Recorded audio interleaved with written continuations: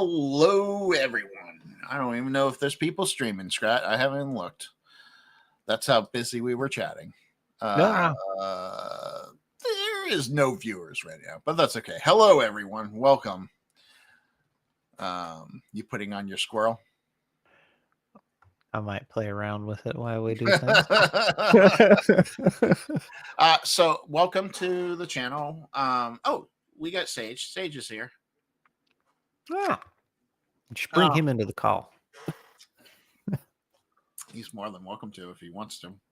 I'll send him the link. So we have a Squirrel Plays. If you don't know his YouTube channel by now, if you're part of my community, you probably do. But if you don't, he does great reviews and amazing TTRPG stuff, which you didn't actually want to do initially. Yeah. Well, I wanted to do a little bit. And then it became the majority. Dave had to call in the Nutty Professor. We're going to make an adventure for my in-person live Saturday group. So the map we'll be making is going to be very rudimentary. It's not going to be anything famous.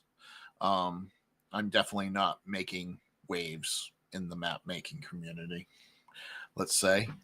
But we're going to make a map. We're going to kind of write an adventure to go with it. I probably should have got an Excel draw working up so we could have. Oh, but that means I have to get rid of all that fun. Well, you can save it. Save to disk. Yes. Clear board. Where's the clear canvas? I know it's on here somewhere.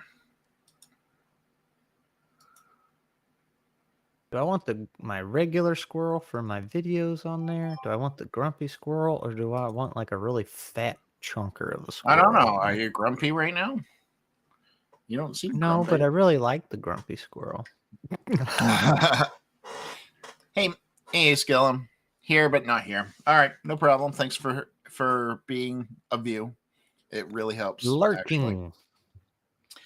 Actually. Here is. I should send that link to you, Scrat, for the Excel draw, so you can mess around with it. So we're making an adventure for Plaguebound. It's going to be Plaguebound. We're going to do basically a small dungeon. I'm thinking it's going to be mushroom based, so maybe a cave. Now, is this for this Saturday? Like in a couple days? Literally this Saturday, in a couple days. And this is in person? Yeah, in person. Okay. So this is not I don't know if that'll change much, but I don't think it will change much. But I needed to know. Yeah, it's my in-person game. We meet every other Saturday. And right now we're kind of in we were doing 5e and we were doing Icewind Dale.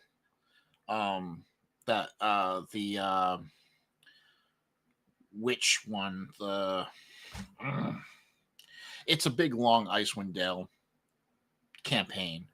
And honestly, we were just kind of like, not 5e is not really feeling it anymore. So maybe we need to find something else.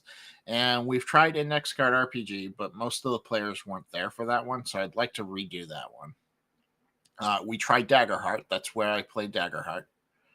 Daggerheart was really good, but it didn't save the time that we were looking for. Still slow. Yeah, we didn't want something that was like it took the entire session just to have adventure, a combat. Gotcha. Yeah, I haven't played Daggerheart, but just kind of skimming the manual, it didn't seem like it'd be very fast. It's not very fast. It's about the same as D&D speed-wise. Which is slow. Yeah. 3 rounds takes you about 2 hours, 2.5. I'll say you could spend the whole night trying to kill a goblin. And then the next thing we tried was we're gonna do a Shadow Dark one, but I'm not quite ready to play that one yet because I have only partially read the book. And then I'm definitely gonna do them in Cipher to show them Cipher.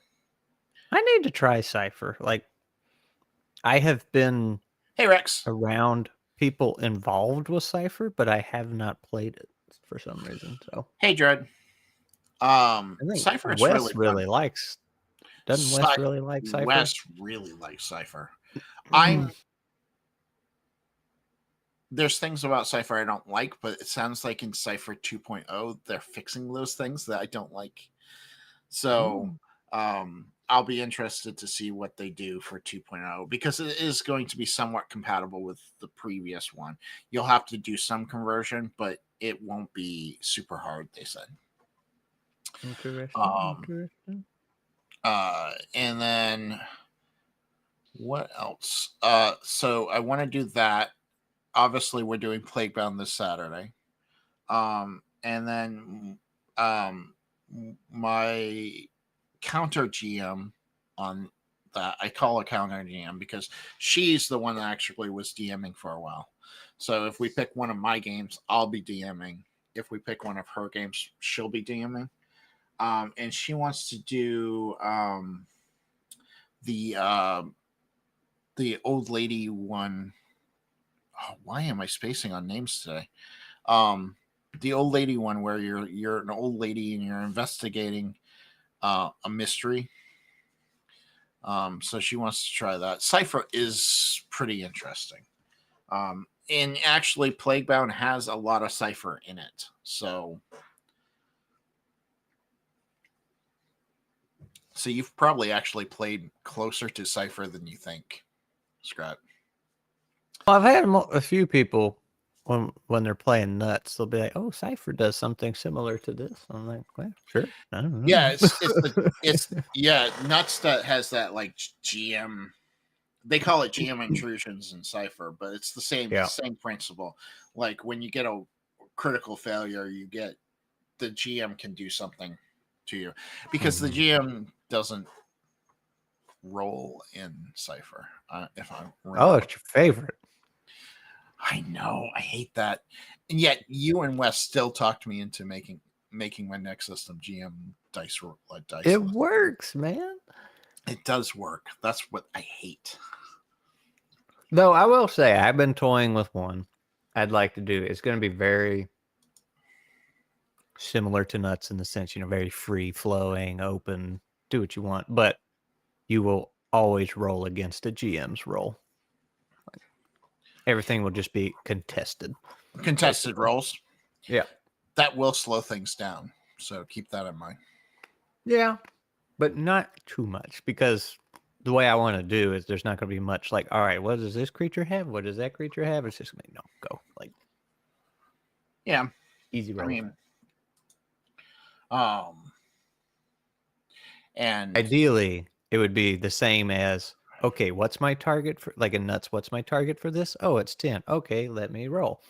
You just both roll and you like that, that's your target, whatever I get. So and I am going to try to get a play test of my system on the 12th. So that's September 12th. That's a Friday your new night. One? Yeah, it's a Friday night. Okay. Cool. On the 12th. What's going on the 12th? Well, wait a minute. Is that your big, like, 500 people funnel or whatever it is you're doing? No. I want to do a play test of my system. Or did I schedule that for the funnel for... I don't think I scheduled the funnel. I'm checking now. No, I didn't schedule the funnel for the 12th. Okay. Well, what time on the 12th? Probably around this time. 8-ish, 9-ish. So if anybody's interested in playing, let me know. I mean, I'm kind of interested. Just throwing it out there. You're totally welcome. Okay. Yeah, and if it's at this time, I'll be fine. I'll be in the clear. So Yeah, it'll be at this time on the 12th. Yeah. well, let me just add that in real quick. I mean, early at the earliest 8:30, but it it won't be streamed because honestly, it's still so alpha that it's not ready to be streamed. I do You have show character. off the early stages. Oh, I get to. I guess I should show off the character sheet, though it's really, really basic. Here you go, making character sheets before you even got a game. I like making character sheets. What do you want from me? I want the game. All right, let's switch to the other screen so I can show people. So this is the character sheet. It's just name, class, species, and then it's basically might, swiftness, can, resolve, charm, and then you have your different skills for each of those abilities. Excuse me. It's auto-filling, so if I put a two in might, it automatically fills everything as 2, and if I have 2 in crafting, so I'm Very already good. and like I said, it's not pretty. It's just this is what it's going to be type deal. It is the bones. It is the bones. Did you get Vistaprint yet? So excited for you. Yeah, it's on my way, Dread. It's gonna be roughly about September 5th, September 6th that I get it. I'll post a picture to Discord so you can see.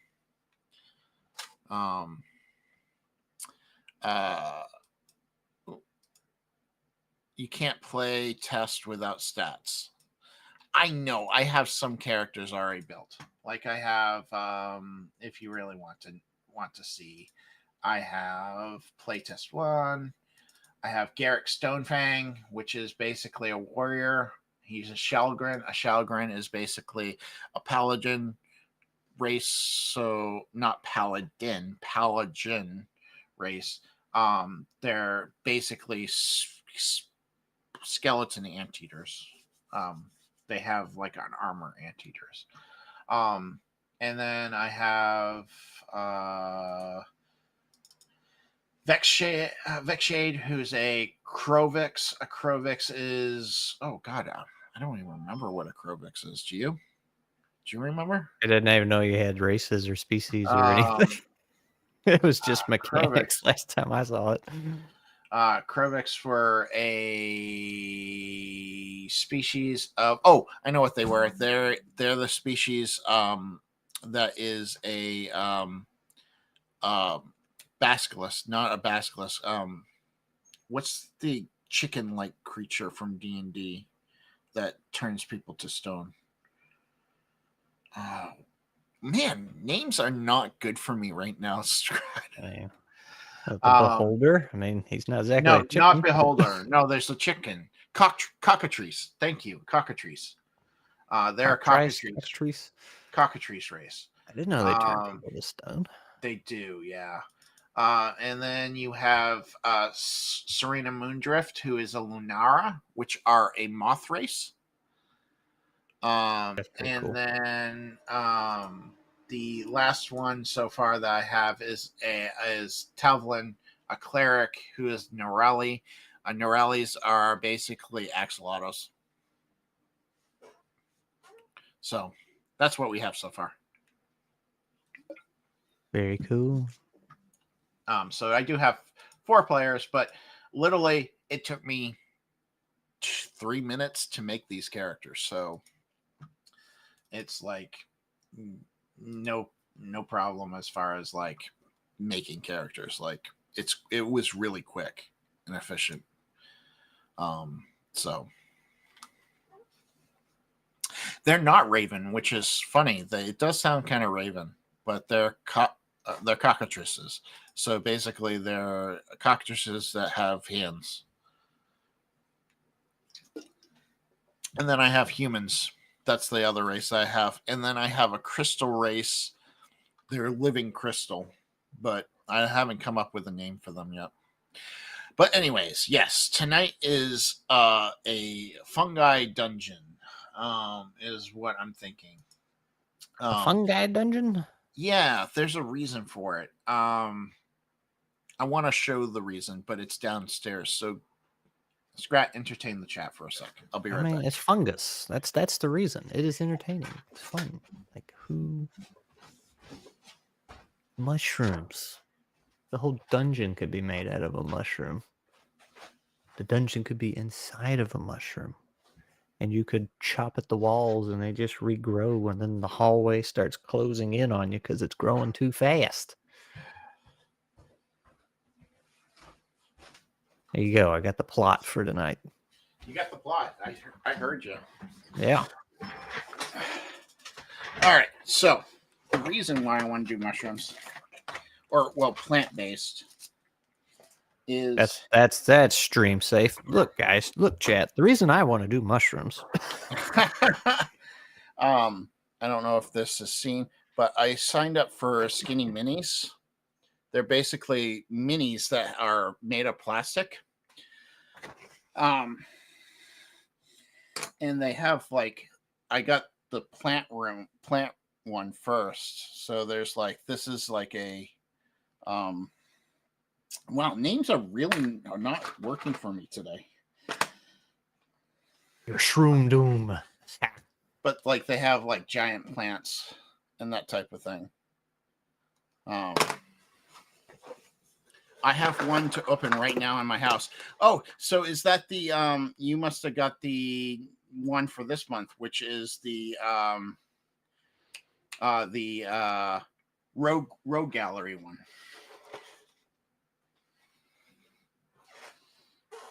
They're really awesome. Like I thought they were.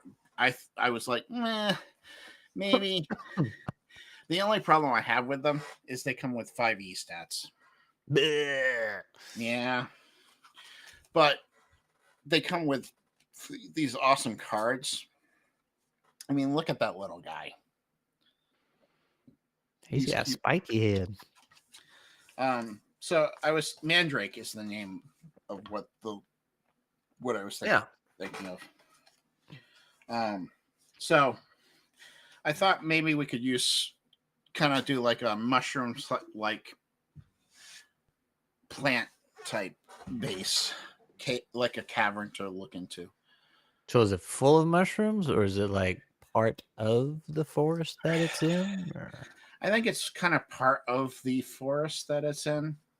And now that I'm looking at these, I thought they were mushroom based, and they're just all plant based. They're plant based, so maybe it's more plant based orientation, like a plant based cavern. And I was thinking, well, this is Plaguebound, right? Yeah, it's Plaguebound. We're definitely doing Plaguebound. There you go. You have this temple in the woods. The plague got some trees, and then as the trees, old temple that's just kind of been left behind.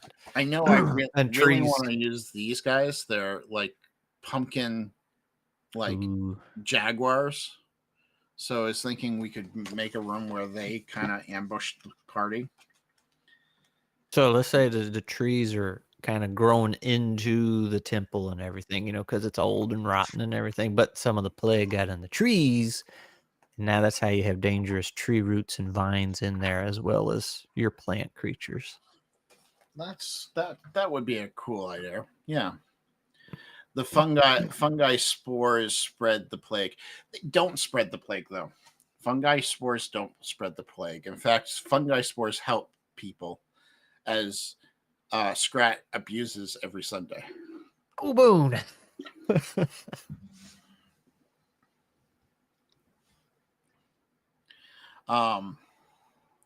So yeah, so I'm definitely thinking it's going to be like a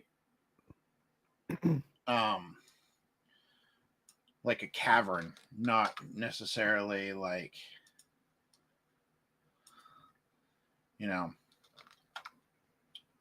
So do you want this to be a legitimate temple that was built in the woods or forest, and then the forest grew up around it, or do you want it to be that?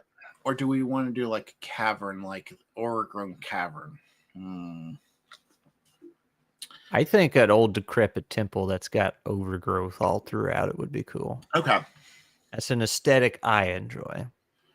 Yeah, I mean that's a good enough That's that's fine with me. So we have a temple that is overgrown by these trees. Let's go ahead and write that down so that we know. Temple that is overgrown with trees. Plague-infested trees. Plague-infested trees. Infested trees. And, all right. So, another thought process, because I just want to use these minis. They have in here a main boss here. Well, they have two main bosses that we could use for the whole thing. Because I always work on the boss first. I don't know how you work. Horribly. Without a plan. This one is called Lorna. She's a plant fae hybrid born from the cursed soil, taking the form of a luring humanoid flower that ensnares the hearts and minds of the living. They lure intruders with intoxicating pheromones and then drain their vitality to feed their ever-hungry roots. So that's her. So that's one we could use for... We could also create our own. I really want to use these figures because I don't have that many in-person games. Yeah, that's what I was just sitting here thinking. If it's in person, you should use them. So, and then we have just basically a plant that's very, like carnivorous type deal. A spooky weeping bell. And yeah, so I'm thinking she's going to be the main bad guy.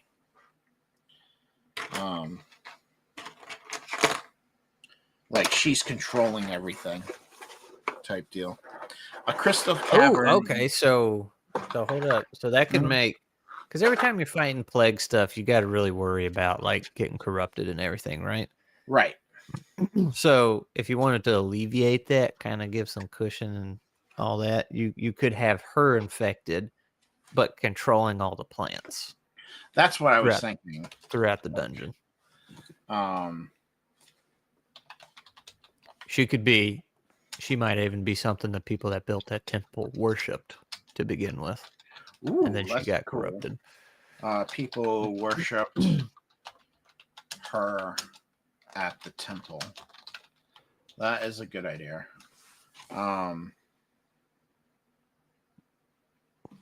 And then she's controlling the plants around it and creating. So, all right.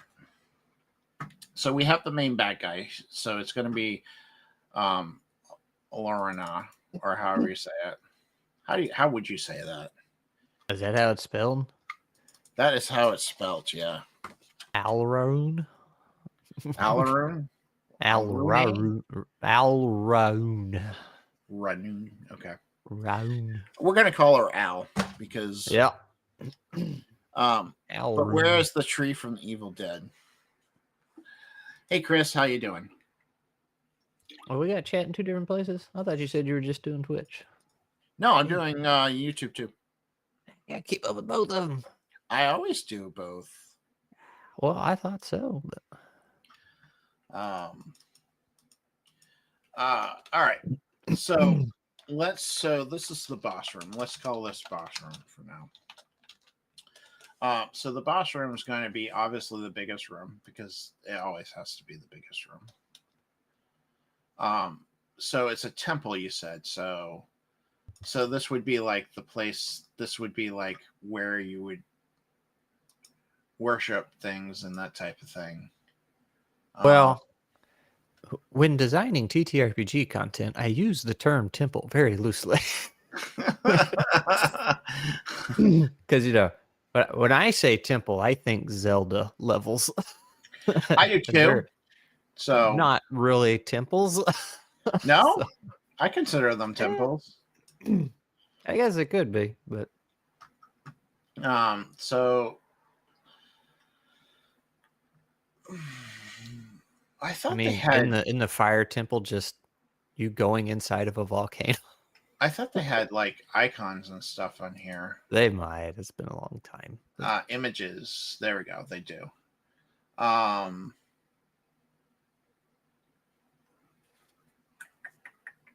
so we could put like temple. Let's see what temple comes up with. Okay, temple didn't come up with anything. But the point being is the main room. This would be the boss room.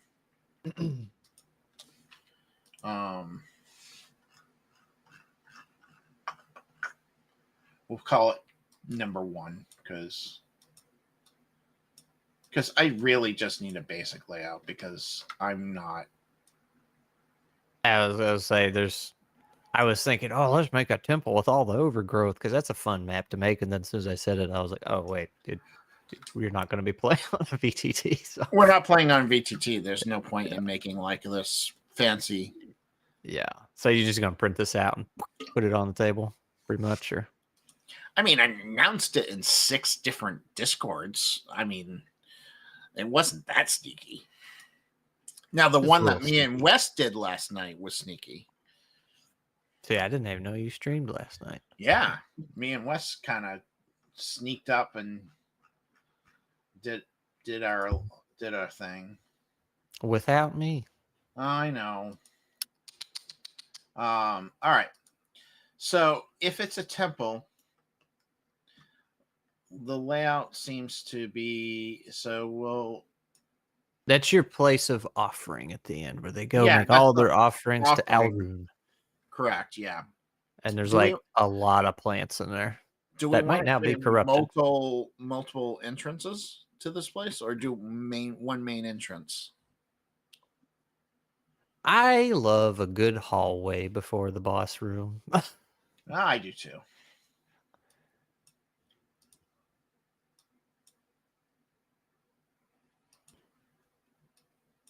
Why isn't it letting me? Broke it. I sure did. I'm making a whole bunch of layers instead of doing what I want. Oh, because I don't. Oh. No. Go back. There we go. Okay. All right. Layer. Rooms. So. All right. Big hallway. And that hallway to the boss's chamber leads to a T.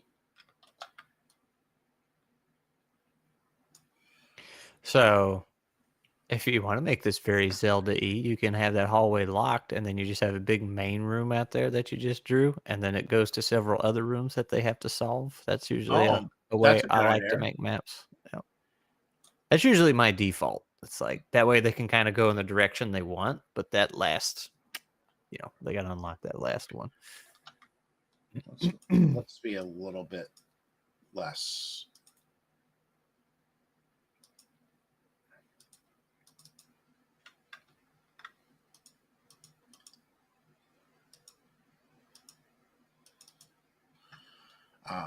Less symmetrical.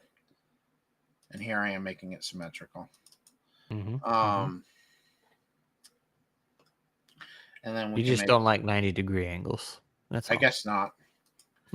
No.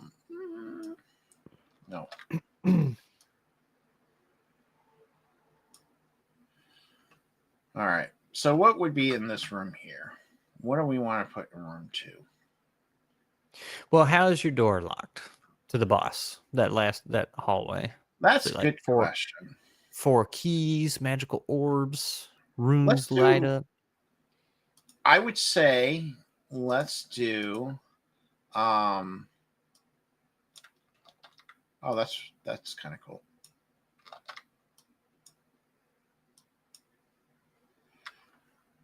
There we go. Now it's not symmetric. That makes me happier.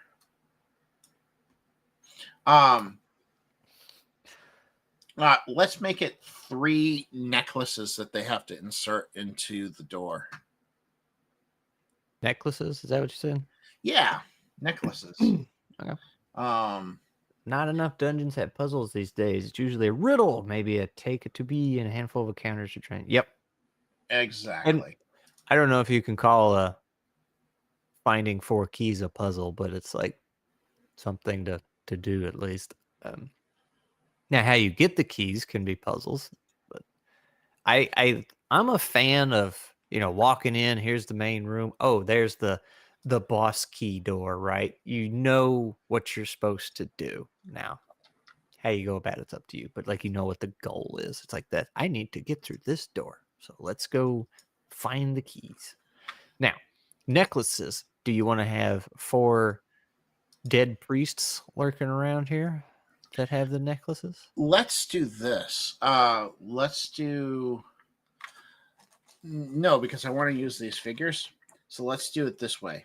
One of the rooms can be a dead priest because I do have undead. But let's make one of them a treant because it's an overgrown temple, right?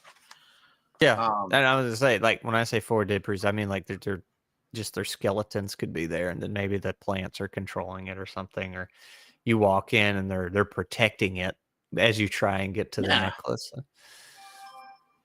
Learn the prey that opens the door, opens the inner rooms that leads to the boss. Ooh, that's interesting. Chant. So let's say I have 4 because I want to keep it short too because this is supposed to be a one shot. So the maximum rooms I want is 5. That is good. So let's do. I wish they had. It's hard to get that out of a dead priest, though. Just saying. I punched my microphone. I apologize.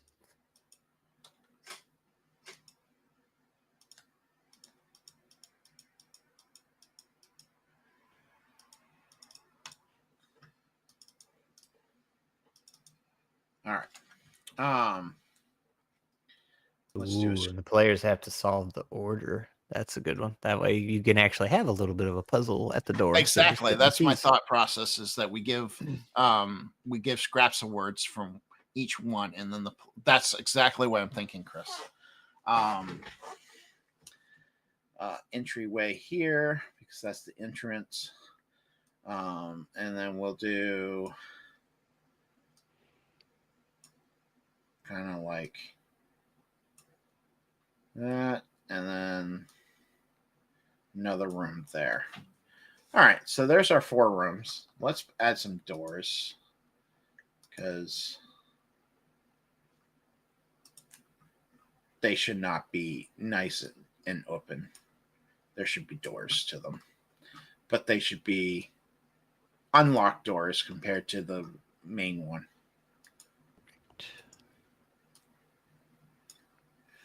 I am not used to this system. All right. I mean, you're kind of breezing through it just fine.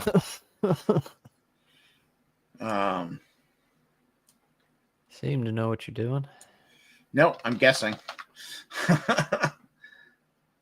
I've piddled with it like once or twice. Never actually drew anything, but I like the ISO view you can do in it. That's super cool. How you can just kind of switch. Yeah, the ISO view is kind of cool. Give them a few scraps. Chris, in my head, knowing what I am thinking. Chris is in my head knowing, oh no, Chris is a telepath. Watch out. He's an Australian telepath at that. It's the worst kind.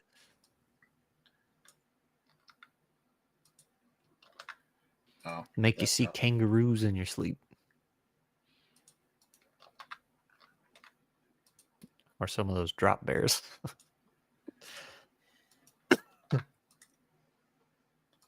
Okay, so I have to click the center.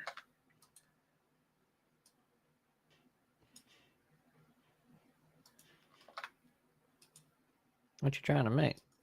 Stairs. Trying. Oh. This is where the party comes down. Yeah, that's what I'm thinking. But I'm not having a good luck. We don't understand how it works. It's okay. We don't burn witches here. It's burning all of you. That way you're sure you didn't miss any, though. I don't know how. There we go. Fine. That's good enough. I'm like, I'm worried about this, and here's the thing: I got to draw it on another map, so it's not like. Why you gotta draw it out on another map? Because I can't print this one. Why not? Not in the time frame that I have. Unless I do it piece by piece, and I don't want to do it piece by piece. You can't like shrink all this down onto one page? I could, but what's the point? It's not going to be useful for my players that way. Why not? They can't look at a page? No, they can't. So if you're not going to use it, print it from here, what are you doing? This because I might actually, if I enjoyed playing this, I might release it as an adventure. So this gives me a map to base everything on. Plus, I'm a visual learner, Scrat. You know this. You know I'm. Thought we were making a map to print out. You know I'm a visual learner. All right, there. The stairs are done. All right, so let's do room numbers now. 2.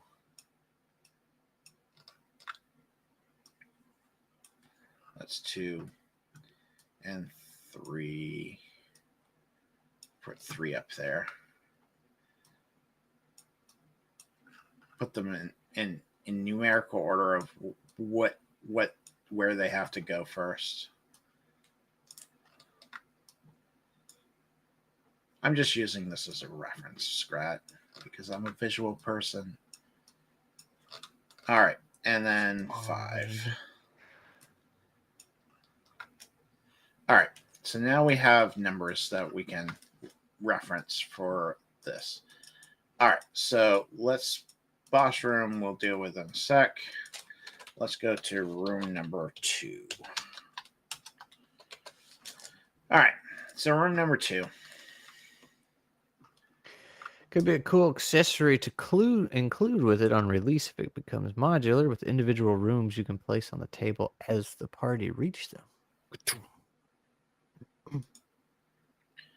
Got a 3D That is printed really rooms cool. now. That is really cool. Do you know what the cost would be for that, Chris?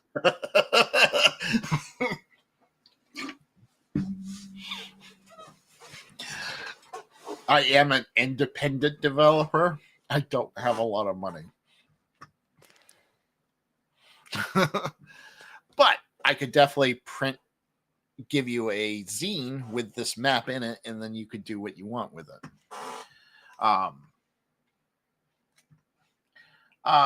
So let's see here. What do they have for plants so that we can take a look? I didn't even think this thing had assets. I thought it was just the plain old room designer. It has assets. It has assets. It's Mr. Blawfish. Oh, Neil's here. Hey, Neil.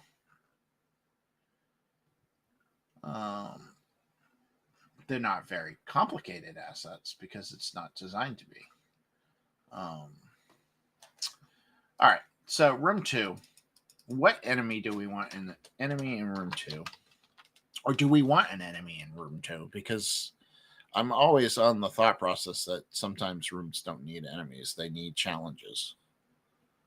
Well, it could be kind of a hybrid. You could have like a bunch of roots that only attack you if you get so close or do certain things. But they're no pun intended, rooted in place, so they can't come after you. What if we had these little guys have a village there? That's a big temple. If they got a village inside of it. Well, they're small. They're very small. Like okay. To give you an idea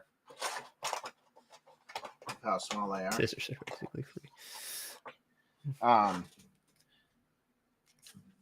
This is a normal human zombie, plant zombie, and that's how big they are. They're small enough so you could be like, they have like a little village there. Or maybe they were the people that worshipped the god before. There you go. Little campground in there, a little resting area. Yeah. I can add walls. So let's add walls. There's a, I can't think of the word, not barracks, but somewhere where people could rest for a couple days and recuperate if they were on a pilgrimage here. It's not a permanent living space, but it's like a kind of a crash pad of sorts. Right. And for people's coming and going. I am not used to this software. There we go. So like they have like little rooms in here that they have access to.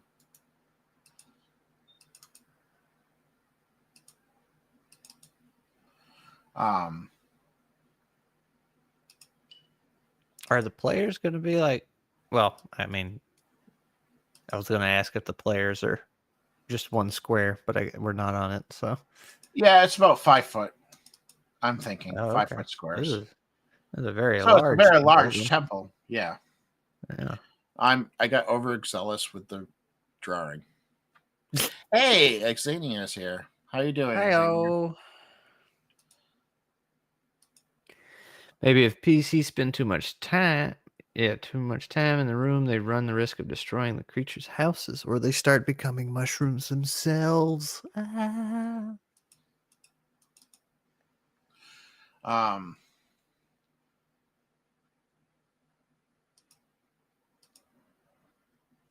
sorry. If you had houses that were kind of like built into like a building or a temple per se, they basically would just be rooms. Yeah.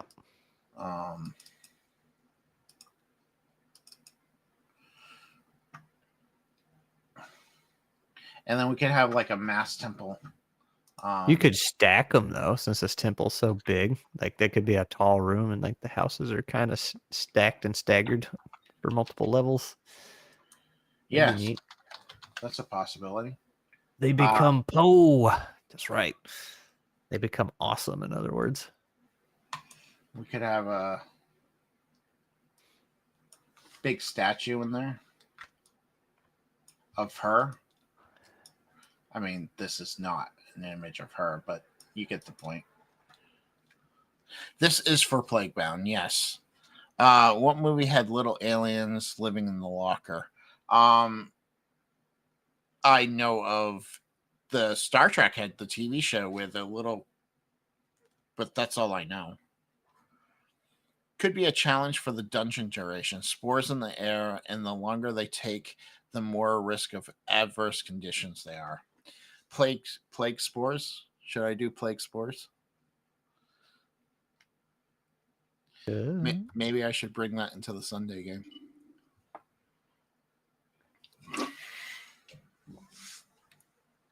Oh, boons for everyone.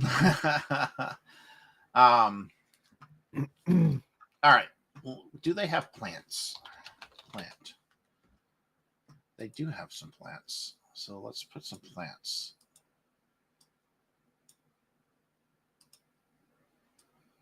Just because I'm a visual person. I know it's weird. All right. Room 2 is what do we want to call this village? Takiti? That's too complicated. Don't give the GM any ideas. Oh, yeah, it was Men in Black 2 that had the aliens living in the locker that you opened up. Oh, yeah.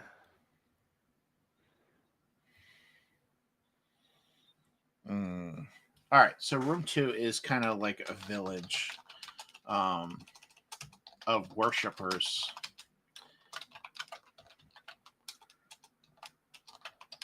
To the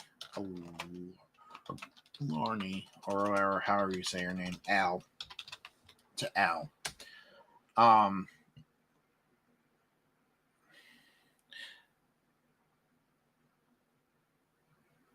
They worship the wristwatch. Yep.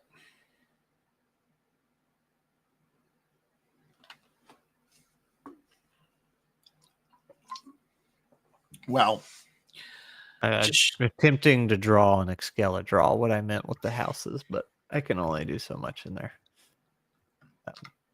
But just yeah, I understand what you're saying. stacked and staggered, yeah. That way they could go upwards. Yeah, and I can describe them that way, but Yeah. like they don't need to be in the map like that. No.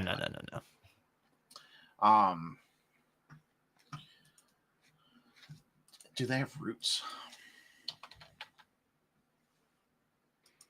Because that's really what I need, roots. No, they don't have roots. All right, so this village is engrossed in roots and vines.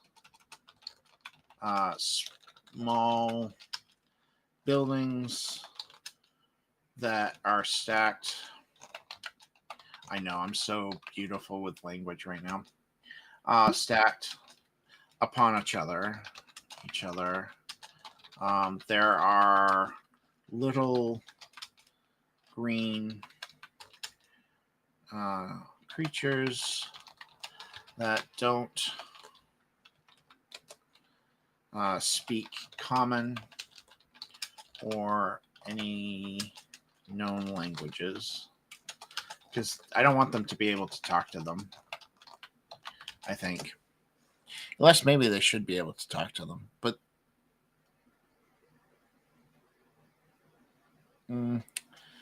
stupid cap that sticks in my brain. Yes, like that. Yeah. Like the Brazilian and South American type buildings. Yes.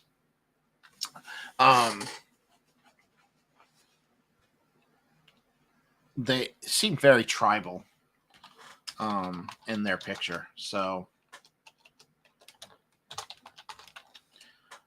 tribal attire. Help if I could spell attire correctly. What is the puzzle piece that I suppose we should have figured that out first before I dived into this? I always jump steps, don't I? Mm-hmm.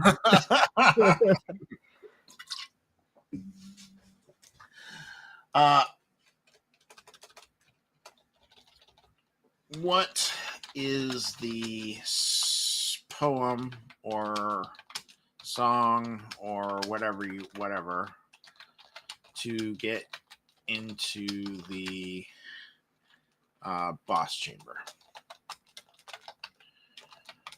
All right, guys.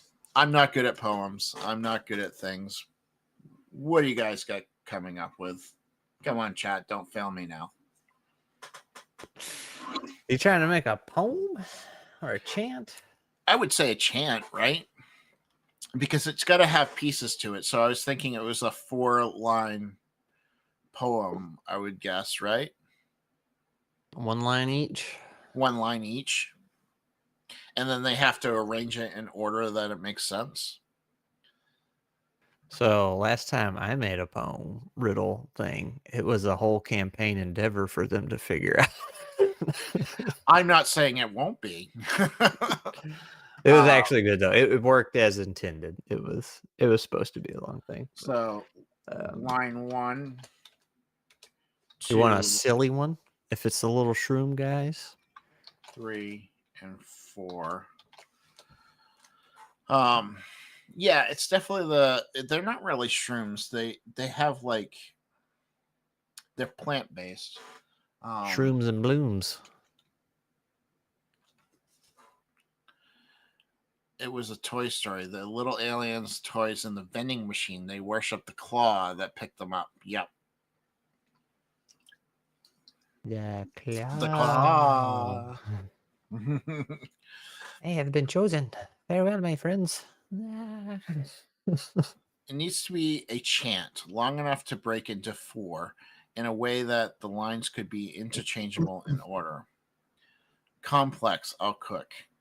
Oh, chat's cooking. They're cooking. Because I'm horrible at stuff like that. That is definitely a weak point for me.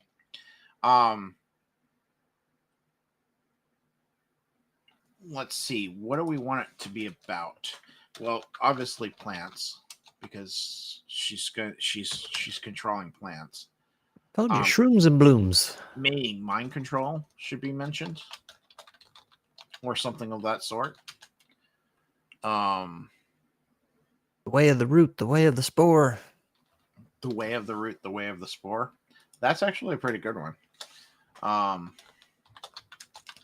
We all want to know more. Ah.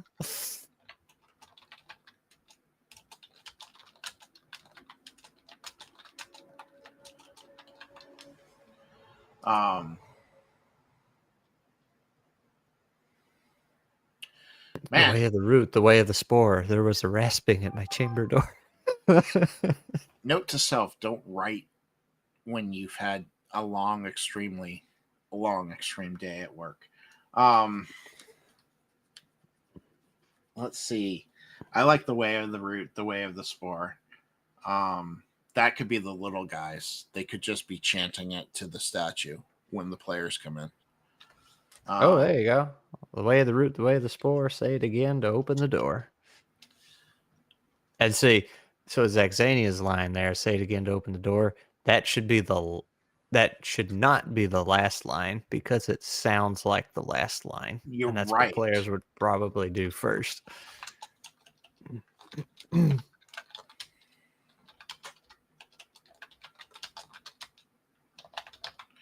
That's cool. The way of the root, the way of the spore. Say it again to open the door. For now and forevermore. What? Is that too lame? Too cheesy? Nah, I don't. A little bit too cheesy, I think. For now and Um, forevermore, your mother is a whore. Oh, it rhymes, but it's crude and uncalled for. um, uh, Sloby said, what rhymes with said? Dead, fed, Else be led. dead. So be said, else be dead. Uh, Tread. tread, fed. Ooh. Head. Slow to be said, else you will be fed. Maybe. No. I'm really bad at this part. That's why gems would have been what I would have done. But I like the idea of saying something. Way of the root, the way of the spore. I can just see the little guys chanting that. Say again to open the door. No, you could be really mean, and that's part of the process. You just have to keep saying the way of the root, the way of the spore, while somebody's saying the poem, the rest of the poem. Hmm. I do want them to finish the mission. Yeah. So it needs to be obvious enough so they're going to finish it, but not obvious enough so they'll break it. So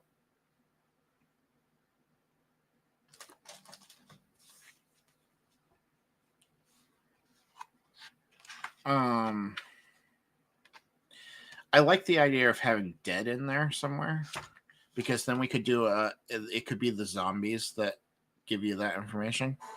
Step to the left, step to the right, beware the darkness, look to the light. Oh. Do we That's have pretty. light coming in somewhere we can use? We can make a light coming in somewhere. Oh, no. Here, check this out. Yeah. I don't know if it'd be too complicated, but I'm thinking beware the darkness, look to the light. Something about standing, like you have this little beam of light coming into the main room, and you actually have to say the chant while standing in the light. So there's a beam of light in this main room. Mm-hmm. Like that. Yeah, and you have to do the chant in that.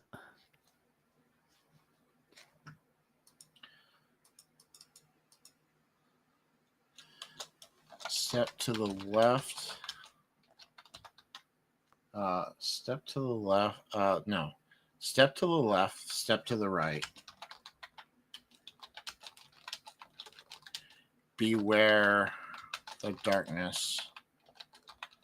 Look. I think those were 2 different lines. Step to the Were left, they? step to the right, new line. Yeah.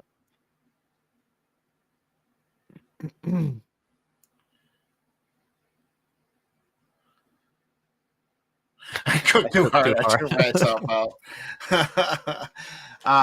Step to the left, step to the right, and then the darkness. Beware the darkness. Beware the darkness, Dave. And look to the light. And if they say the chant not in the light, then something can rise up and try to attack them. Right. Exactly. And matter of fact, see, you could, Mm-hmm. because you're gonna find this in 4 different pieces. Right.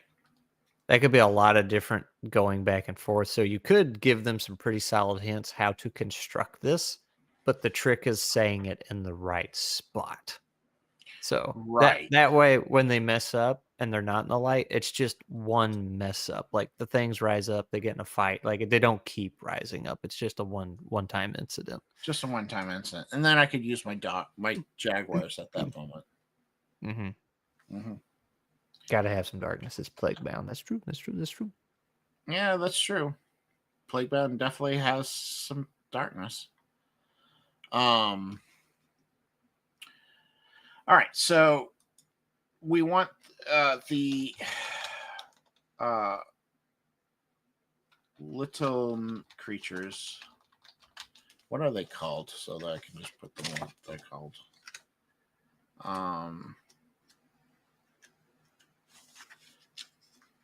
They are called the. Yeah, we're just going to call them creatures. Are chanting the way of the root, the way of the spore.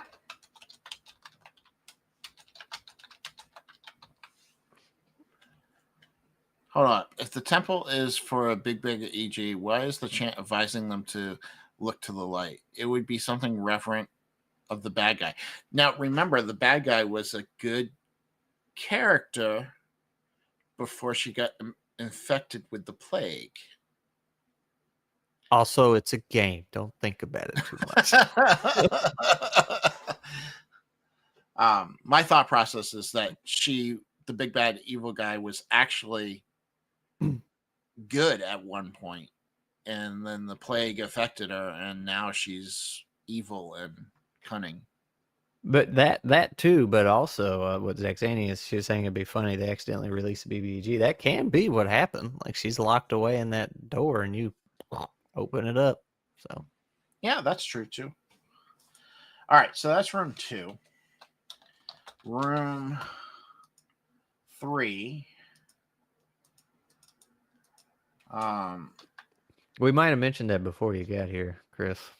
What's that? Well, you're saying I missed that. She used to be Oh good. yeah, So we might have I said think that was at the very beginning. So it was at the very beginning. Let's have room 3 be let's make a waterfall.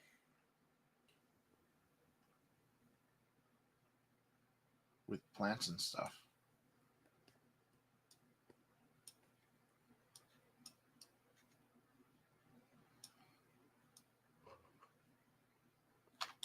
I assume this is always saving. No, probably not. Thank you. Oh no. It's not. Plaguebound.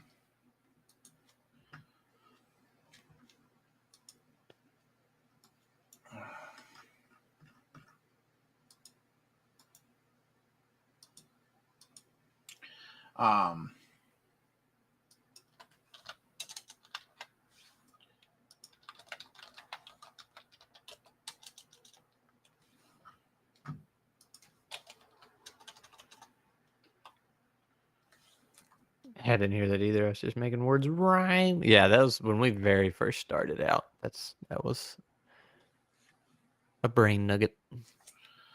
All right. Well, okay. So there's this waterfall. let's make this waterfall have a bunch of plants around the water.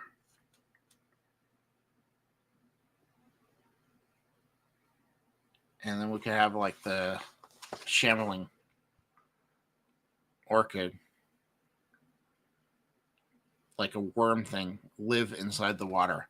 And inside the water is a chest. And inside the chest is a piece of the puzzle. But which piece? Oh, yeah, say it again to open the door. That's actually a good piece to have. So room 3 is the waterfall. Lurking beneath, I can't type today. The water is a, what was it called? Shambling. Obviously, I have to convert all of these to Plaguebound, but that's not hard. Plaguebound's easy.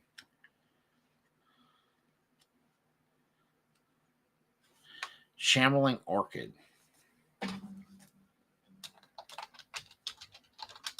Gonna drown the players. Shambling orchid. There is a glint of metal coming from the pool beneath the waterfall. Or should I have it behind the waterfall? Instead of being on the bottom, being behind the waterfall. The bad guy? No, the bad guy can be in the water. I'm thinking the chest that they open to get the next puzzle piece. That'd make more sense, especially if it's something written down. Yeah.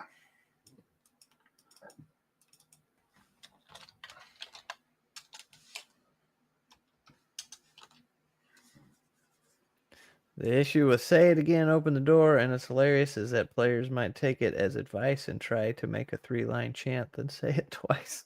That's what I was thinking too. Like, well, I thought about that being part of the puzzle. It's like, yeah, sorting the riddle, or I mean, sorting the poem is part of the puzzle, but then doing what it says is the other part. Like, oh no, I actually have to say it again. Treasure, because we're gonna give them treasure. Treasure inside the chest. A small piece of paper that says, say it again to open the door. What are you making? All right. And then what else should they have? Maybe a long sword that glows with a gentle, not gentle, a soft bluish glow. I'll figure out what it does later. All right, so they get that. So room 4.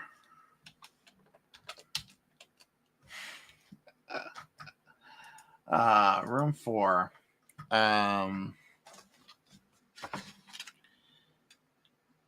Let's have this to be the zombie room, because it's step to the left, step to the right. Or let's have it a trap. Let's do a trap.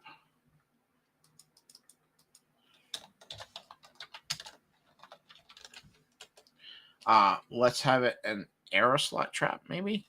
Like they have to like step on. Oh, the floor has a interweaving pattern. And then let's draw that pattern out real quick.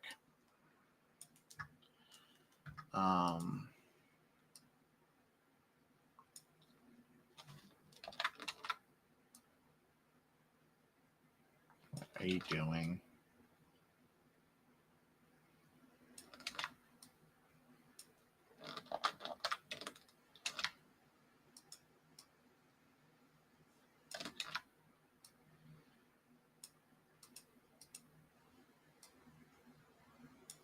All right.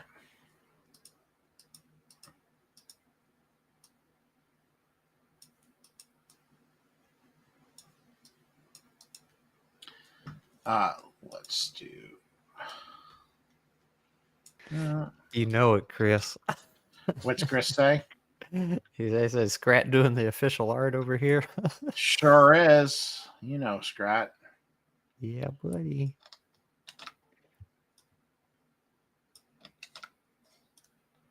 All right, that's good enough, Dave.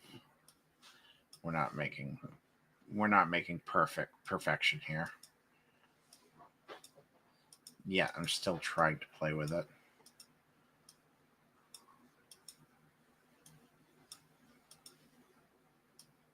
There we go. I think All right. technically Zaxania is the artist. She knows how to draw things. Let's have arrows on the floor. That goes down.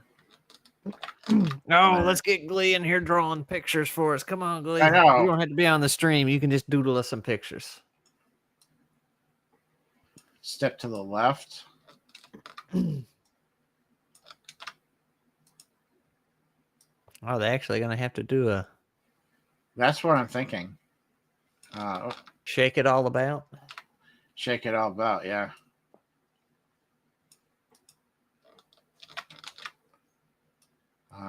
Step to the right. And then from here, we'll have step to the right again. Let's go this direction. And then...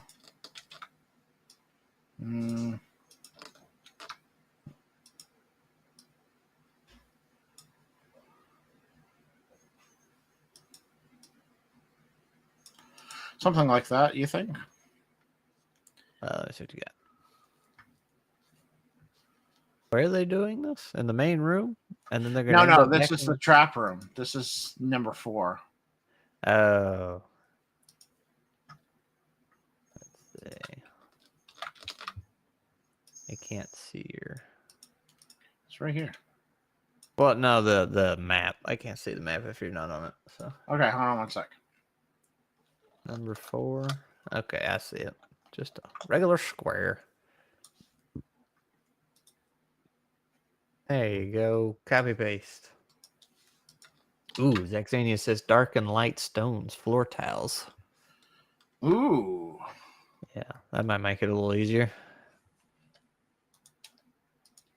We'll just go LD.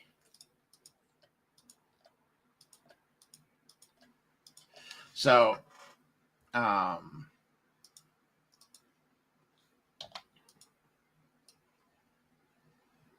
so step to the left.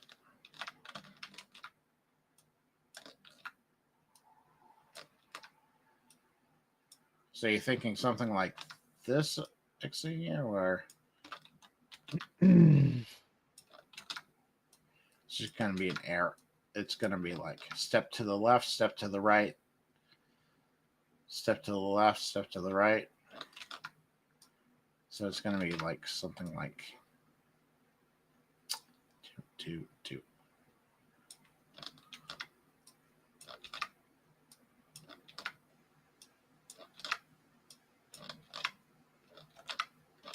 Oh, cool. It goes where my mouse is. That makes it a lot easier. 2, 2, 2, 2.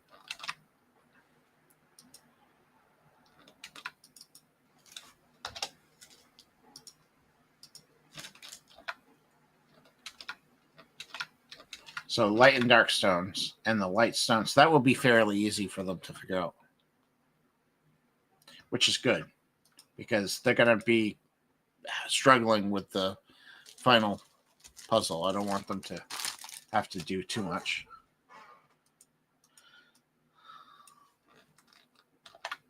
No, I didn't want to duplicate it. I wanted to group it. Hit the right button, Dave. All right. So they just kind of like make a triangle on the side here. Step to the left, step to the right, step to the left, step to the right, step to the left. And then what happens if they fail is the question. If they step on a dark tile, what happens? What do you think, Scrat? Step on a dark tile. I'm trying to figure out how they're visually going to see this while you're playing. I'm going to draw it out. So they will see light and dark tiles. So Yeah. Well, if you're drawing it out, then they can just step. They know exactly where to go. So what if you had light tiles that were hard to get to? Obvious where you need to go, but not obvious how you get to it.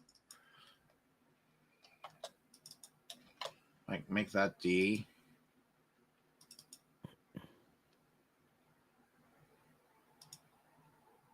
There we go.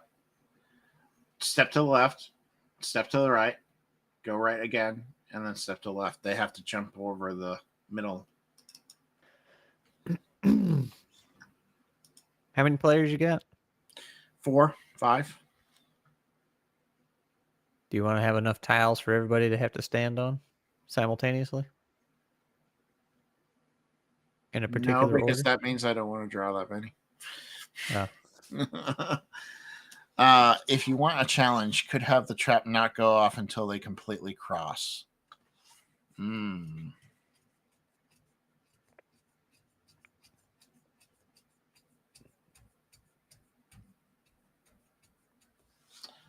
I could also just move,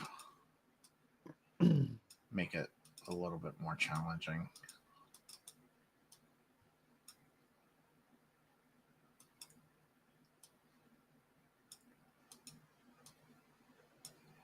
If you miss, you'll get a fright. A fight, maybe? You get a fright. What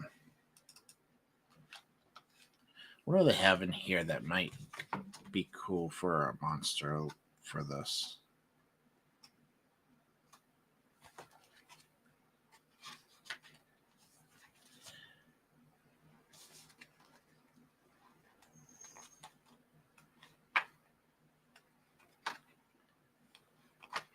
I don't really have anything. If you step on a tile, what about spores? Start filling the room.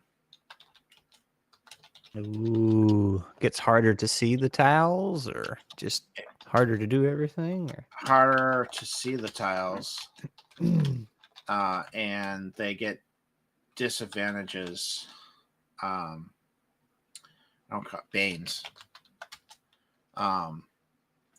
That cause Banes to athletic checks.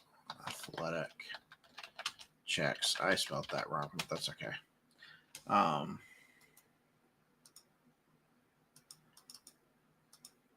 To go from one tile to the next. Maybe we have, instead of having it the way I'm drawing it right now, maybe having like empty space.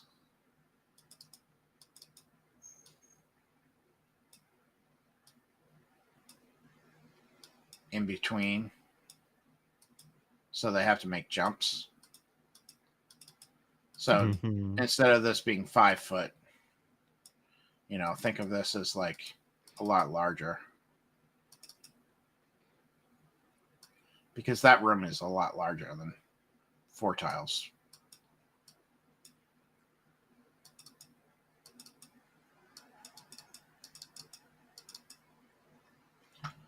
I grouped everything, so now it's being a pain in the butt. So something like that. So this is black space.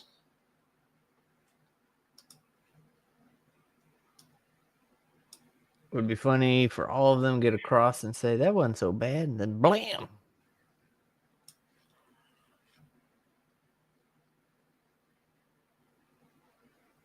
Hey Jay, welcome. Spores make them woozy. Well, that's kind of getting a Bane on the roll would do. But they But could that's get a your role Bane. play side of it. Yeah, that's the role play side of it. They could get a Bane on everything that they do in this room. All right, that's a It would be pretty kind cool. of neat. Well, Mhm. that'd be too complicated. What's I that? was wondering if you could obstruct the view of other rows, and if they mess up, the spores come in, get hazy, and make it harder to see once they're supposedly revealed. But that's too many moving parts. Yeah, too many moving parts. I want it to be fairly quick. So this is a physical test. Yeah, basically it's a physical test. You got to get across the room. I could have something pushing them against the room, across the room. That would make sense. Mm-hmm. So they have to do it quickly.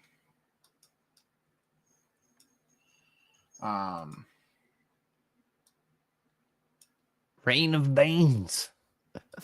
Rain of That's pretty good. Banes. All right, so that's room 4. So now we just need to do room 5. Oh, how do they get the? Actually, it's not not done. How do they get the next line?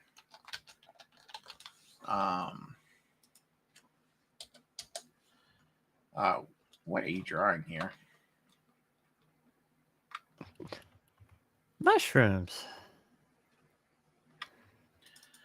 How do they get to the next line?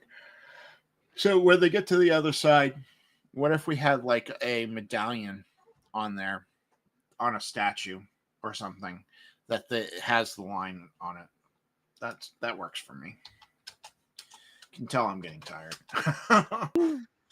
I've been at it for almost an hour and a half. So. Statue that has a medallion that says beware the darkness and look to the light. We'll do that one here. Where the darkness and look. Oh man, light. What's that? You know it would be cool, but more work for you. What's that? It is if the poem was 4 lines, like we have it, but each line is a solution to the puzzle in the room they come from. Ooh. And they're different trinkets. Like one's a medallion, one's, I don't know, a bracelet or something. So they seem separate. And then as they get them all, they're like, wait a minute. And maybe that's how you order it. They're like trinkets that you wear, and the order is from head to toe. Talk to you later, Jay. Thanks for stopping by. Bye. That is cool. But how would they get the puzzle? How would they get the information first before they went into the room? Because they would need the information before they entered the room. Well, it could be a very video gamey in the sense that they walk into the room and like there's the item, and when they grab it, door closes, and now they have to do something to get it out. Dark and light could be the running theme. Yeah.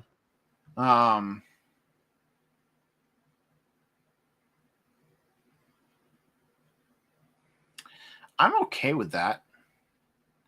What if we had a statue in every room that had a medallion on it? And each medallion had the saying on it.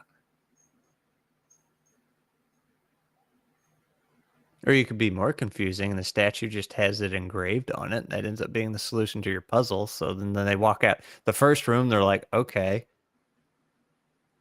well, what did we get out of that room? And then they go to another room and it's another statue with another inscription. Then they might be like, okay, That's something's true. going on We here could with do these that. statues. Yeah. So the only one that we would really have to change is the waterfall room to get that working. Well, the statue could be behind the waterfall. Yeah. And then as they come out of the waterfall, plant starts pulling them down. But I don't know how you make a puzzle out of that. You don't have to make a puzzle out of it because it says say it again to open the door.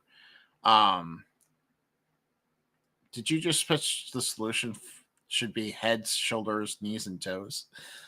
I did. Head, shoulders, knees, and toes. So what if we do, well, I mean, say it again to open the door. Maybe the door doesn't open until the shambling orchid is done, but they don't, if they don't. Oh, yeah. They just real easy. Say it again to open the door, and door opens, but something's tugging them down. So they still have a physical thing to overcome. Right. Exactly. Yeah. All right. So super easy puzzle, but you got a monster to contend with. Right. Exactly. Gotcha.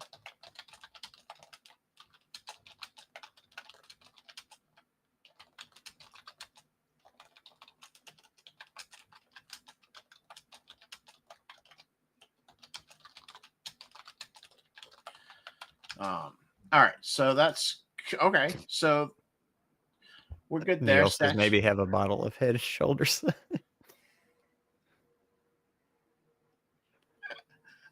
The statue has an inscription. So they're all inscriptions that says, small piece of paper. It's not a chest. It's a statue of a lady in waiting that has a orchid in her hands. And you could have the statues be very similar, like if not identical. Oh, but I'm gonna have it the same person, but like this one's gonna have an orchid. The one that says the worshippers, the way of the root, the way of the spore. There's gonna be roots around her legs. Okay. Well, so this is what I was thinking. You have them Okay. very similar, but there's something that suggests the pattern. So if they're all plant, like it could be statues of this thing they worshipped, and like the one that's the first one has the seed, and then this one that's the second line has the bulb. You know, the plant's getting bigger. Something kind of your cycle of life or whatever shows something growing and getting farther along. The statue in the middle of the village is a woman holding, I like that, holding a seed. Well, I couldn't see the plant boss creature. Is it actually a woman or? It is a woman, yeah. Okay. It's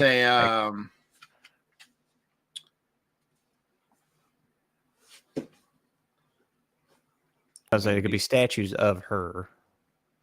I'm going to do something I probably shouldn't. Give me a sec. Oh, he's stealing stuff. Oh, God. Draw more mushrooms. I'm just going to send it to you. Oh. And then I'll and then I'll steal it from Discord. Oh, okay. Yeah, that is just a woman. So everybody can see it. Is she like part of the plant or just sitting in it? She's part of the plant. Okay. This is like the spider lady thing, except her bottom half is a plant. Right. Got it.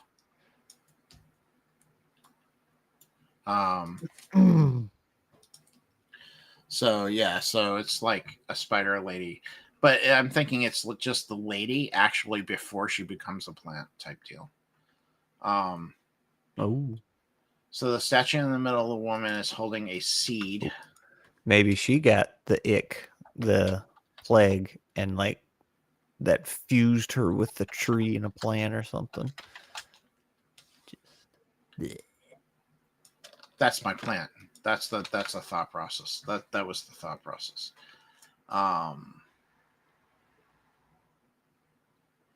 All right, and then this statue says, "Beware the darkness." And what's the statue holding though? Because it's a seed, then the orchid, and then there could be vines that start wrapping around her arms.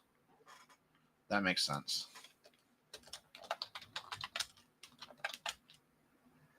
Vines from the orchid that wrap around her arms. All right, so room 5. We know there's got to be a statue of the woman with the vines wrapping around her whole body.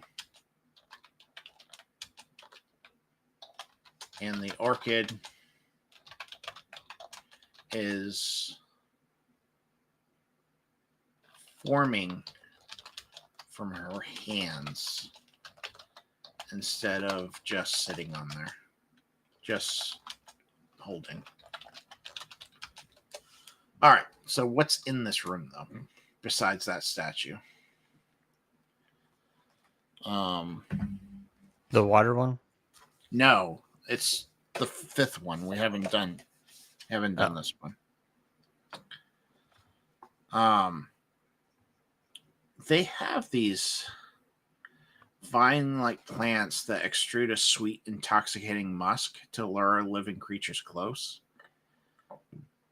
Once ensnared, it implants spores that slowly turn victims into mindless thralls, spreading its trending flora. No. Or do we want this to be the zombie one? Which line are we on? We are on beware. Step to the left, step to the right. I thought that was the tile room. No, I changed. Oh, you that actually this statue has to be in number 4. See, I was already messing it up. Because I think beware the darkness and look to the light explains the stepping on the stones. Should West not be here? No. No, West is fine. You're not this playing is for an in-person game. This is for an in-person game.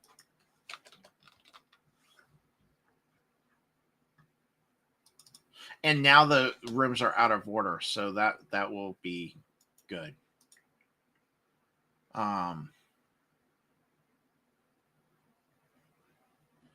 So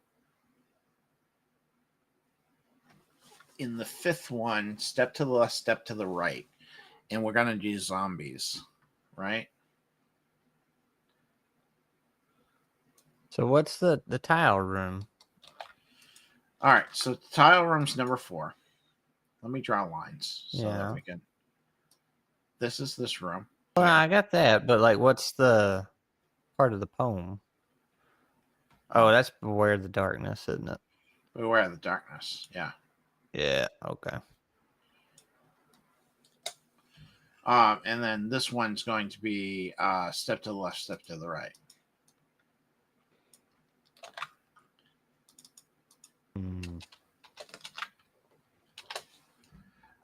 And the statue has vines from the orchid that wrap around her arms, but not her whole body,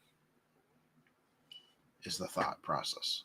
So that should indicate to the players that maybe this line goes before the darkness one. With any luck. With any luck. We all know that's not going to happen. We're all DMs here. All right, so this is going to be a zombie one. So zombie plant creatures. So should they just be in should it just be like like should it be like where they bury their dead type situation?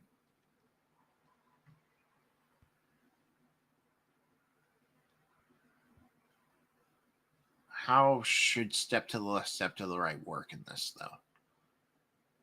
See, I think of the tiles for step to the left, step to the right, and then the light and darkness thing being some shenanigans going on with light and darkness in the actual room. Well, let's say, hang on. What's the line? Step to the left, step to the right. Yeah, step to the left, step to the right. Almost like they're shambling. Like zombie shambling towards you. Now, you can make, you're not committed to this line. You could make a new line as We long as could it make rhymes with light. Yeah, that's true. We could make, and I'm not really fond of that line. I like the other lines, but I'm not fond of that line. So, does chat have any other suggestions for that line? Do you have any suggestions for that line?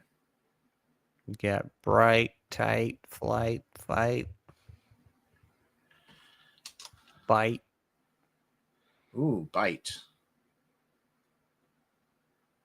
You got to bite the mushroom. Escape the darkness.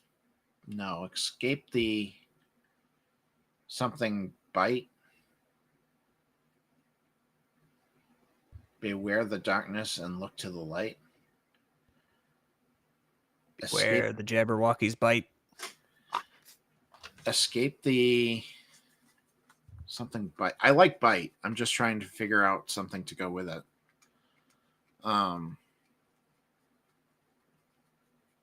Nature's bite. Oh, escape nature's bite. Yeah, that's a good one. That makes sense though. Like this thing's supposed to be all about nature. This temple. Yeah, and we have zombies in this room, so that makes sense too. And prepare to fight. I kind of like that.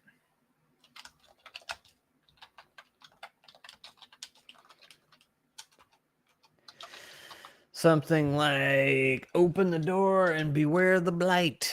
Ooh. Ooh, open the door and beware of the blight. That's a good one too. So if you did that, like if they walk in the room, door shuts behind you, they see that, open the door and beware the blight. It's like, okay, so they just go open the door and it's just a fight challenge. Like that's your simple. Yeah, it's just a fight challenge. That's fine. Whereas the plant one is kind of a fight, but you're more so trying to escape it before you get drowned. So open the door after reading the statue and Statue's coughing. The zombies become animated. So we can have the zombies in the room, like they're like laying down, or they're rooted into the room and that type of thing. And then once they read the statue and then they go to open the door back up, that's when the zombies come alive. Even if the fight takes place in the main room, that's fine. And as long as even it happens in the main room, that's fine. Of course, they're not going to go this way. They're going to do this room first, or they're going to do this room first. Hopefully the statues will. But see, it doesn't matter though. No, it doesn't technically. If they pay attention to what the statues look like. Yeah, but I mean, they'll be able to go in and out of the rooms once they're cleared, right? Yeah. There's not going to be anything stopping them. And literally in room 2, there's literally nothing stopping them. They can go in and out as much as they want. The villagers don't react to them. They're just praying to the god, I think. This is how I'm going to play it. Oh, look at this mushroom guy. He's got a big head.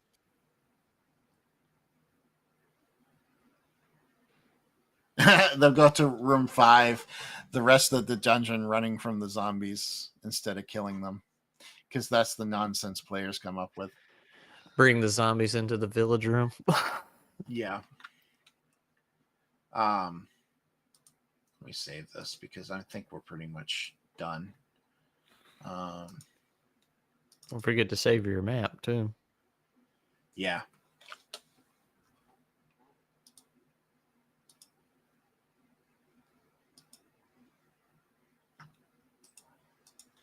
How do I export it?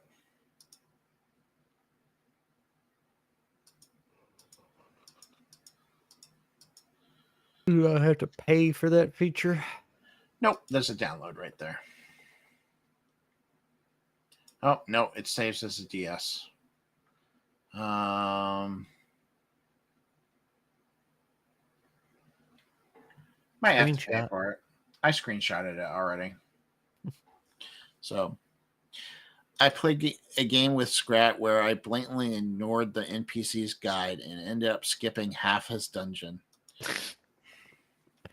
Did you? Which one was that? Oh, I was thinking of the campaign. I'm sorry. I know which one. That was a very recent thing. It was just a little one-on-one. Yeah. You did. You skipped the first half of the dungeon that had all the good loot to get you through the second half. She still made it, though. She still made it. It was funny, though. Like that seems like a good little dungeon. Yeah. We got some traps. We got some puzzles. We got a nice little rhyme that they have to come up do in the right order. We got the Panthers when they fail that trap, when they fail to do it in the right order, because we know they will. And I get to use all my figures that I got. That's the best part. That is the best part. That was a lot of fun. Thank you, Scrat. Yeah, man. We did it. Yeah. I might actually write this up as an actual adventure for Plaguebound. You should. It would be a nice short adventure. You got some mushroom art to go with it.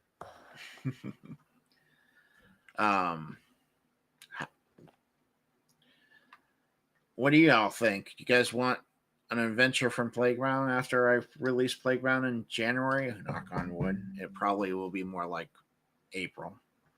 Of this, I'll actually spoofen up the map. Could be. Make the map a little bit more. A free little bonus adventure in the back or something, or just Yeah, I could add it to the. That's one thing I was upset with Ironbound is that I didn't add an adventure at the back. Though I am supposed to have 2 adventures that backers did get that haven't been out yet. Shortly, backers, very shortly. For Ironbound? Yeah. Klee is a kind of adventure. Scrat can run it.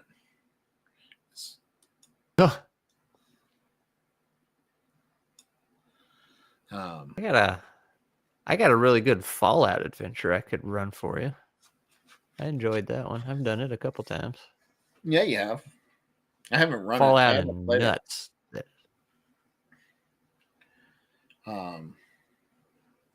Got that Grimwood City map I made too. That's a fun one. Yeah, that one's really interesting. I enjoyed that one. Mainly because I ran headlong into something. Because that's what my characters do. I don't know why my characters run around smashing things. I wonder what that says about my personality.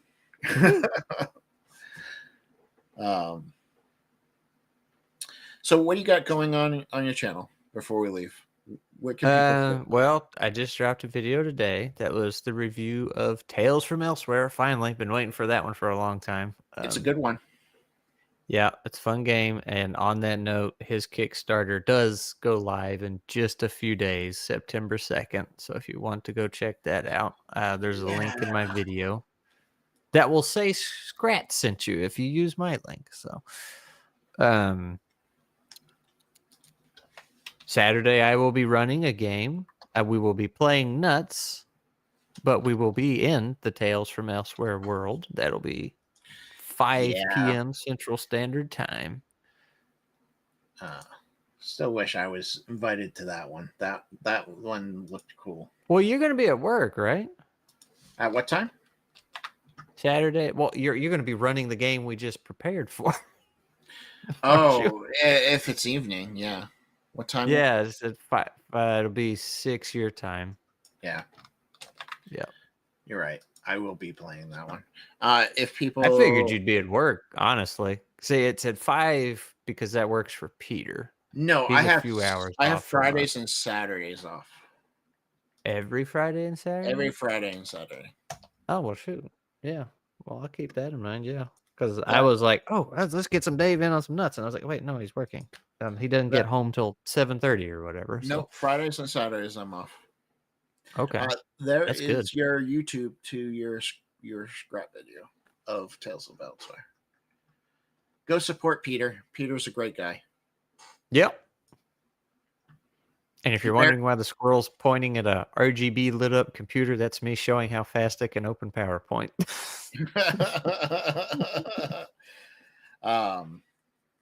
It was a good review. I enjoyed it. But then again, you did a really good review of Ironbound too. So if you haven't seen that, go check that out too. People like the reviews, despite them being the lesser watched videos, but it's because they're the longer of your videos too. They're longer and they're a little more niche, I guess. I don't know. Like they're good evergreen content in the sense, like, 5 years from now, somebody's like, "What is Ironbound?" That video is still relevant. So yeah, I mean, you're still getting hits on it occasionally. I noticed. Yep. So it is good. Yeah, I mean, people are still watching the EZD6 and Mouse Ritter review videos, and those are some of my oldest ones.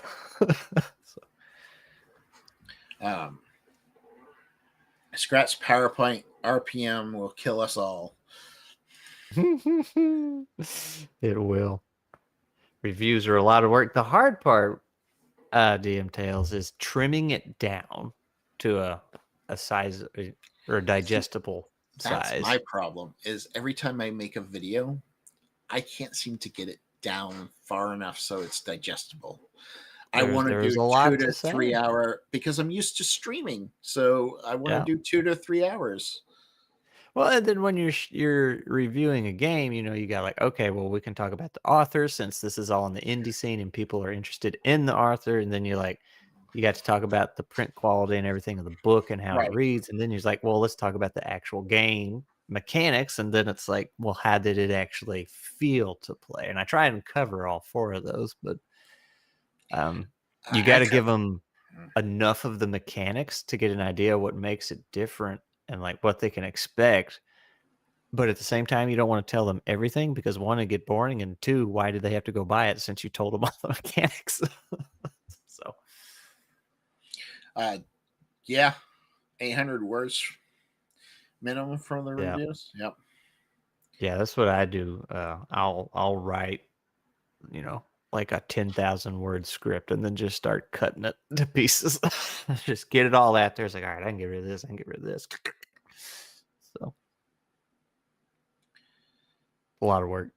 It is a lot of work. And then you got to edit the whole thing. Then you got to edit it. You got to film it. If you're not a squirrel. See, that would be easier. See, I thought I was saving myself from work by like doing the squirrel things. Like, no, because now I have to do all the visual stuff versus I could have just gotten on screen like Peter does and just talk, and who has a lot easier editing, just the occasional stuff coming. Yeah. Now you have to do the animation. Yeah. That's a pain. I know. I used to be an animator. Like I can't go more than 3 seconds without moving something on the screen, or people are gonna lose interest. 10,000 words. Now I don't feel bad about 3,000. Wes Not, says. I mean, 10,000 might be a little excessive, but 3,000 is usually what I get cut down to. So it's over that. All right. Well, this was a lot of fun. We should do this again.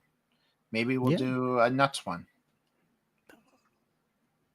Yeah, that's a good idea because it takes me forever to plan and prep stuff when I'm just sitting here doing it myself. I don't know why. I don't know why, because you usually speed things up when you work with me. Here, Usually, since you're Wes, you're not in the game this weekend, right? It's almost like Scrat's a writer. Yeah, the words are easy, right? I think Wes is in your game this weekend. Oh, he is. Wes, look away. I was going to show the map of work. Actually, you know what? I'll just show part of the map. No, I won't, because that'll spoil it. Never mind. Yeah, don't spoil it. No map for you. If you guys want to see the map, go watch his live stream on Saturday. Yeah, we got Wes. I'll have you up and working, but that's about it. Okay. We got Wes, Peter, and Zachary from Peasantry TTRPG. That's right. You're the loser. That's how I invited him. I just send him a random DM. I say, "Hey, loser, what are you doing Saturday?" Oh, do it. You're leaving? Okay, I'll post it. Here goes. 3, 2, 1. Oh, error. File's too big. Does it actually show up for you? Nope. To the left by the wizard man. It does not. Nope. I see your screen. All right. Well, you're safe, Wes. You are safe, Wes.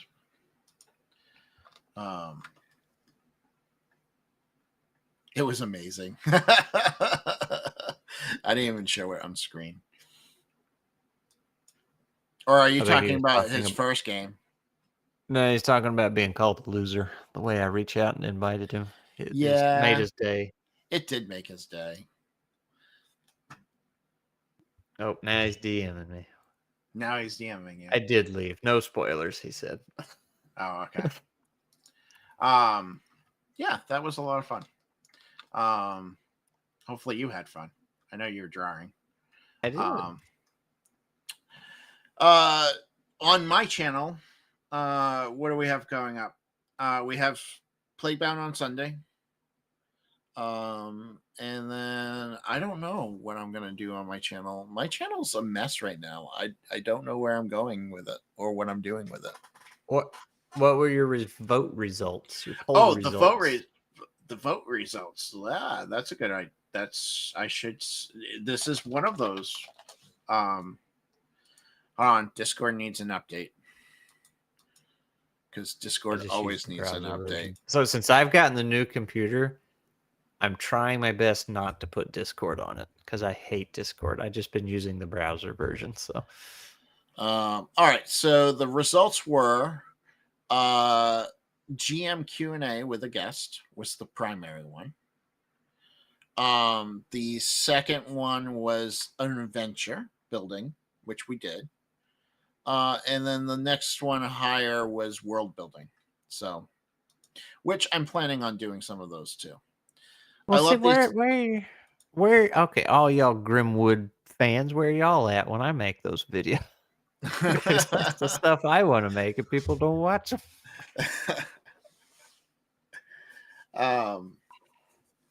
You gotta actually plan them and announce them ahead of schedule, Scrat. You just suddenly do them. I'll release a video talking about. Granted, some of my world buildings are some of my higher watch videos, but like, I would like to just make something and then present it like, hey, I made this thing. Here it is for y'all to use. Here's how it works. Blah blah blah blah blah. But I think streams work better for world building because they feel people can feel like they can be involved. Mm-hmm. Even though you completely can ignore what the chat is saying and can do what you want. I've thought about doing some building on stream and then like either cutting up the stream depending on what it was and making a video out of that breezes through it, or if we like you did today, we get the structure of a map and then post a time lapse of me just making the map. So I need somebody. I'm really bad at map making. Really bad at map making. That's one of my weaknesses, and it's because I don't have the patience to sit there and do the little details. But if I had somebody talking to me, that would be a different story. I say I enjoy doing those on streams. I get distracted a lot and start talking to the chat instead of making my map. And it'll take me, 10 hours of separate streaming times to actually make a map. But it also, Dungeon Draft takes forever to load for me because I have a whole bunch of assets. Yeah, I trimmed all that out. Like, I have a whole bunch of assets. It takes like almost 15 minutes for Dungeon Draft to load for me. Do you have that Forgotten Legends asset bundle or whatever? I do. Yeah. Yeah, I tried that. I hated it. Really? I love it. I made like a collection of maps. It was like 5 or 6 maps. That was one adventure when YouTube was still pretty fresh for me. Yeah, there's some good assets in there, but one, I do not like the way they look. They're too high res. Like I love Dungeon Draft's rough sketch look. So that's when you use that asset bundle, that's all you can use. And then I think he's fixed it since then, but like he had, a bazillion different assets and half of them were duplicates. It was like, well, no wonder it takes so long to load. They fixed it quite a bit. They got it down to like 3 bundles now. Yeah. I enjoy the rougher sketch. Scront is a guy who makes some asset packs that are very similar to Dungeon Draft. 2 Minute does really good stuff. That's why I stopped using Dungeon Draft. By the time it was actually opens to map creation, I've forgotten what I was doing. Yeah, I usually start it, walk away, get a snack, and then by the time and hope it doesn't crash on load because it still crashes on load. Yeah, I was pretty baffled. I was impressed at how bad that Lost Kingdoms thing was because every time you look up Dungeon Draft assets, like the Reddit thread for that comes up, and everybody's "It's so great," and it's like, I like Forgotten. I must be the odd man out. But I also use them with Tom Cardos, which also has pretty high resolution type stuff. And then I also use them with a few others. But most of the time, I find myself using the cartoon stuff. The cartoony stuff. Say when it's that rough sketch, you can use one asset for multiple different things because there's, when you just put it on the screen, somebody will look at it and be like, well, I'm not sure what that is. But when you put it on the screen and you're narrating, you're telling them what that is. And then they make it look like it needs to look. Like I have stuck many a fork in the wall as a lever and it looks like a lever. Mm-hmm. So, but when you have the super high res detailed assets, you can't get away with that. You have to find the assets specific for what you need. Yeah, but there's so many extra assets. It's just, I don't know. Like, yeah, I see what you're saying. Assets. It's Bailey Wiki has some really good stuff too. I use mostly the 2 minute tabletop stuff for my stuff. That is way too many asset packs. The crosshead stuff is really good too. I've used some of theirs, yeah. And yeah, so I also have a lot of these packs I have a lot of sci-fi and modern packs. I recognize a Pew Pew or whatever. Pew Pew. Because of Ironbound, I was doing a lot of maps for Ironbound. And then Tarp Cardo stuff. I have a lot of his stuff, and I use a lot of his stuff. But it's also got that high resolution type look. Um, yeah, the Fantasis maps. I do that. I do a lot of those too. So yeah, I have a lot of assets. Yeah, well, you got too many activated. Don't need all your sci-fi ones when you're making a fantasy map.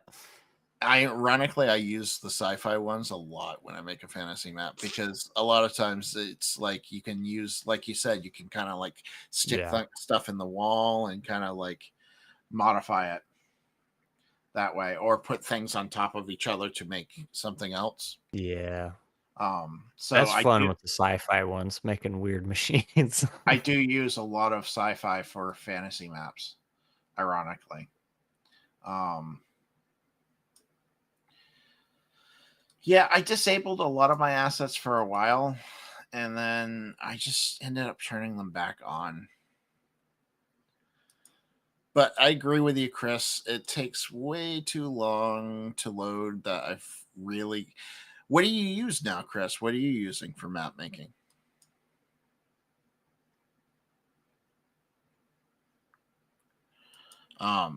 They have a new map maker for the iPad, which it's all right. It's not great, but it uses Dungeon Draft files, so you can use your assets in multiple places. I got the hiccups all of a sudden. Oh no. It's better than what happened last night.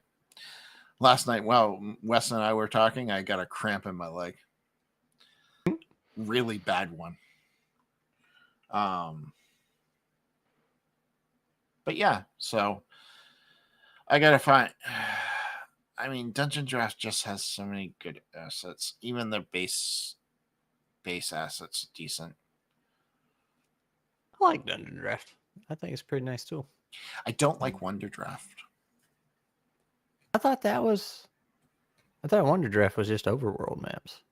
It is. Oh. But I'm not a big fan of it. I'd rather use Incarnate.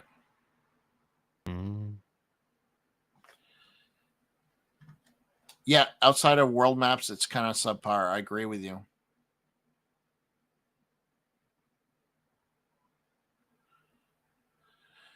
Yeah, Theater of the Mind. I don't like Theater of the Mind because I'm a visual person. Didn't we just talk about how I'm a visual person? I like to see the map so I can describe it because I'm not good with words, which is funny because I wrote a book. But that takes a lot of effort to write those books. It's a lot of rewriting. I don't have the time to rewrite when I make an adventure for game that's this week type deal. All right, I think we should call that here. Thank you, Scrap, for being here. Everybody, go check out his channel. Go come watch him play Plaguebound with us on Sunday. He plays Poe, right. a Enokin warrior who has a cool charging attack with you have a pet dog. Yeah. Can I pet that dog? Wolfie. Oh, I should make a wolf. I should make a villain that just keeps appearing and says, "Can I pet that dog?"